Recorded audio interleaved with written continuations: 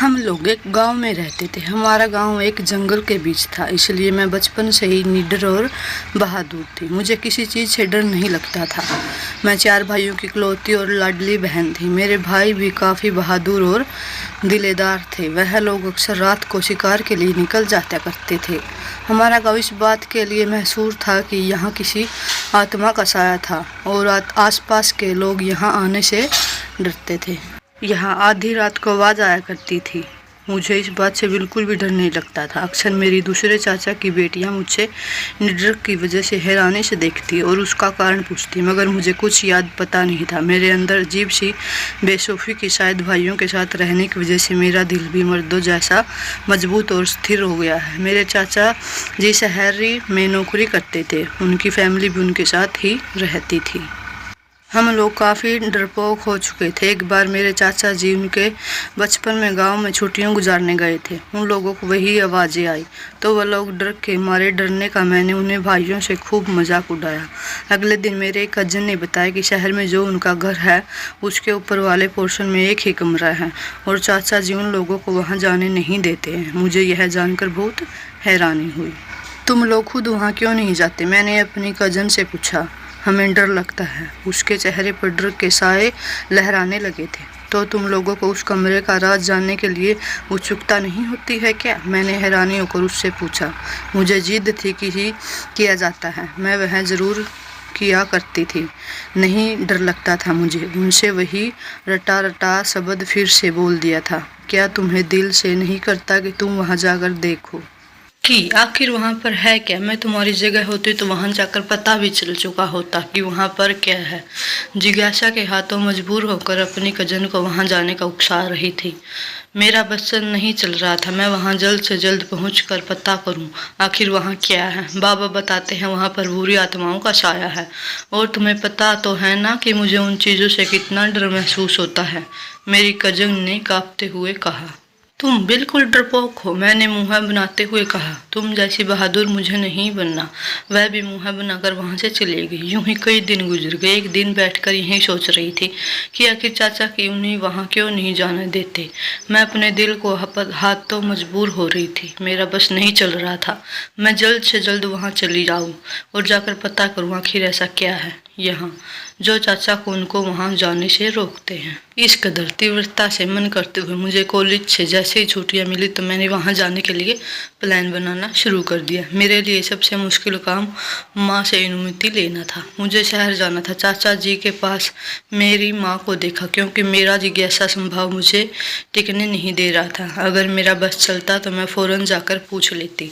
माँ ने कहा, क्यों? वह कुछ महीने ही मिल कर गई है, बस छुट्टियाँ हैं तो चली जाती हूँ।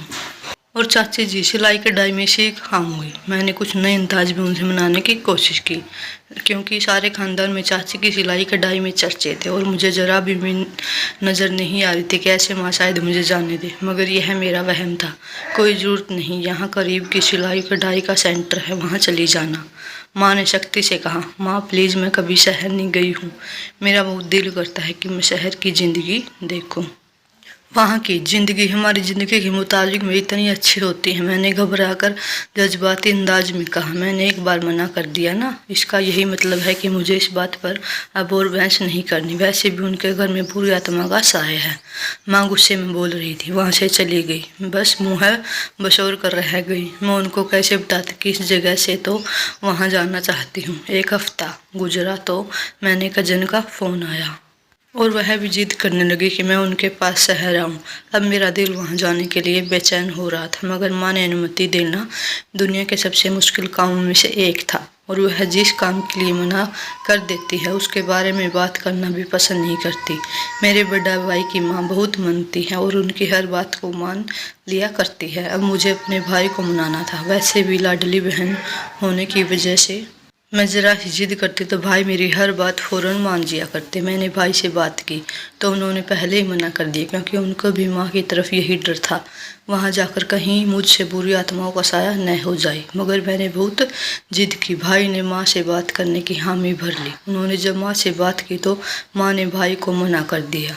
लेकिन भाई ने मेरी जिद को जानते हुए उन्हें कुछ न कुछ कहकर मना ही लिया। इस तरह कुछ दिनों बाद मैं भाई के साथ वहां जाने के लिए तैयार हो रही थी, क्योंकि चाची ने माँ को पहले ही बता दिया था कि उनके ऊपर वाली मंजिल पर किसी बुरी आत्मा का साया है। तो इसी वजह से माँ ने मुझे फिर से वरदान करके भेजा कि ऊपर वाली मंजिल पर न जाऊँ।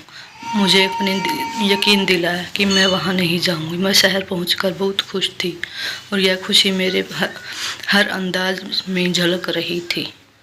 वहाँ पर सब ने हमारा शानदार वेलकम किया, क्योंकि मैं पहली बार वहाँ गई थी। भाई को 2 दिन बार वहाँ रहना था।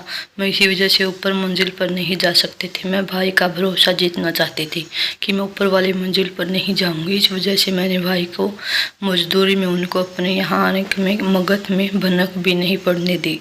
भाई मेरी फितरत से अच्छी तरह वाकिफ़ थे, इसलिए वह जानते हुए भी मुझे सख्ती से वर्ण कर गए। उनके जाते ही मैं बहुत खुश हुई।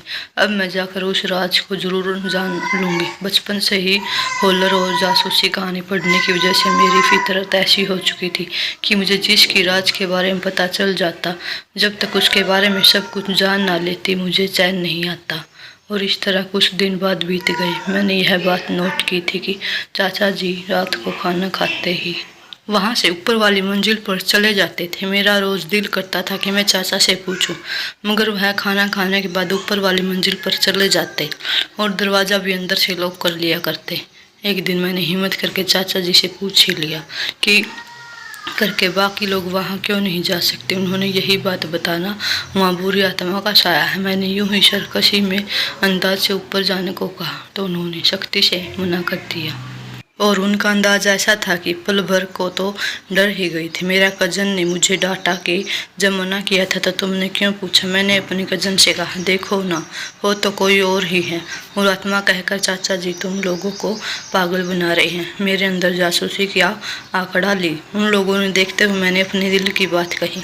क्या मतलब है तुम्हारी इस बात का? मेरे कज़न ने नासमझी से पूछने मुझे देखते हुए कहा।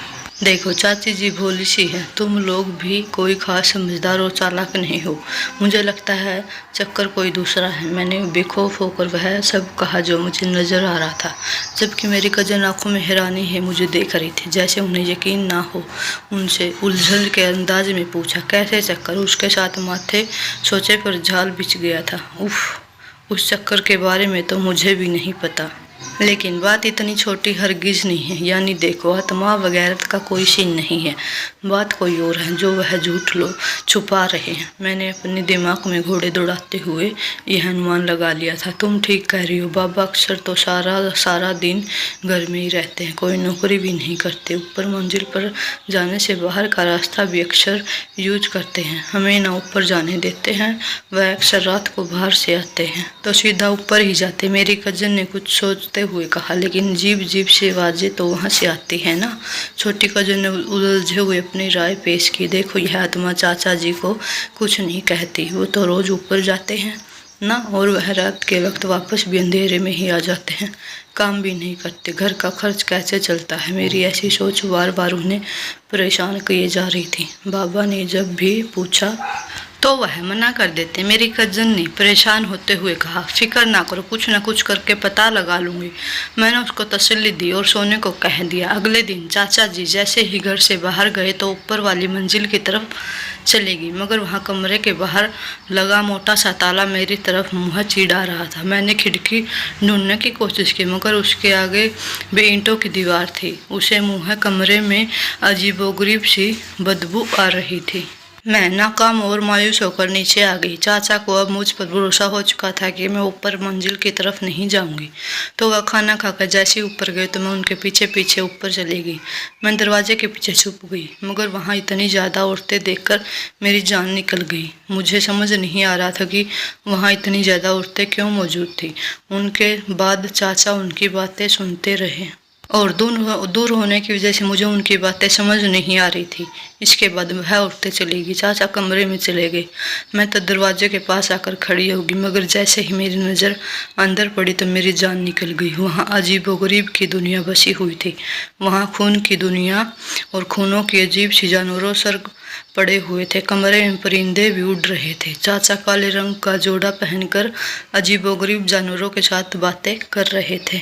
फिर उसी को मार कर उसके खून से कुछ लिखा रहे थे। इस टाइम पर कोई आदमखोर लग रहे थे। मेरी सारी बहादुरी और तेज तरारी हवा में उड़ गई। मेरे जिस्म के बाल खौफ में खड़े हो गए।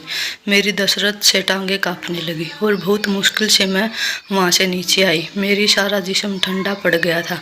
मैं उनको नहीं बता सकती थी कि मैंने वहाँ क्या देखा। मेरी कजन पूछती रही क्या हुआ, मगर मुझ में बताने की हिम्मत ही नहीं थी। मुझे बुखार ने आ लपेटा। फिर मैं वापस अपने गांव चली गई। मैं डर मेरी आत्मा ने लपेट लिया था। चलते चलते डर जाया करती थी, फिर चिल्लाने लगती। मुझे नहीं पता था कि यह मेरे साथ हो क्या रहा है। मुझे हर चीज़ से डर लगने लगा था। माँ को यही लगा था कि मुझे आत्मा का साया हो चुका है, मगर उनको हकीकत नहीं पता थी। चाचा जी कैसे काम में शामिल हो चुके थे। मुझे अब सपने में भी ऐसा डर लगने लगता था। एक दिन भाई के बहुत फोर्स करने के बाद मैंने उनको सारी कहानी सुना दी। वह भी सुनकर दंग रह गई। बहुत कोशिश करती मुझे वह दिन याद नहीं आए, लेकिन मैं जब भी आंखें बंद करती मेरी आंखों के सामने वही जंगली जानवर आ जाते और डर कर मेरी जान निकल जाती। मेरे बुखार उतरने का नाम ही नहीं ले रहा था। इसके बाद मेरे भाई ने मुझसे अच्छे साइकोलॉजी के पास लेकर गए, मगर फिर भी पहले जैसी बहादुर ना रह सकी, क्योंकि इस अजीबोगरीब से राज ने मुझे कमज़ोर कर दिया था। फिर एक दिन मैंने भाई को कमरे में जाने लगी तो वह किसी से कॉल पर बात कर रहे थे। मैं दरवाजे से बाहर खड़ी रुक गई। चाचा ने उसे पता चला चुका है कि आप काला जादू करते हैं और लोगों को कैसे बेवकूफ़ बनाते हैं। वह बहुत डरी हुई है। मुझे डर लग रहा है कहीं किसी को बता न दे। उल्लू, आज रात को भिजवा दूंगा। पहले उसको तोड़कर उसे, वरना वह सड़क पर आ जाएंगे। भाई की बात सुनकर मेरे पैरों तले से जमीन निकल गई। सोच भी नहीं सकती थी कि मेरे भाई भी इसी काम में शामिल होंगे। मेरी आंखों के सामने यह राज खुलने के बाद अंधेरा छा गया था। मैं सर के बल जमीन पर गिर गई। उसके बाद से मैं आज तक चुप रहती हूँ। धन्यवाद दोस्तों। अगर कहानी पसंद आए तो कमेंट करके, लाइक करके ज़रूर जाए।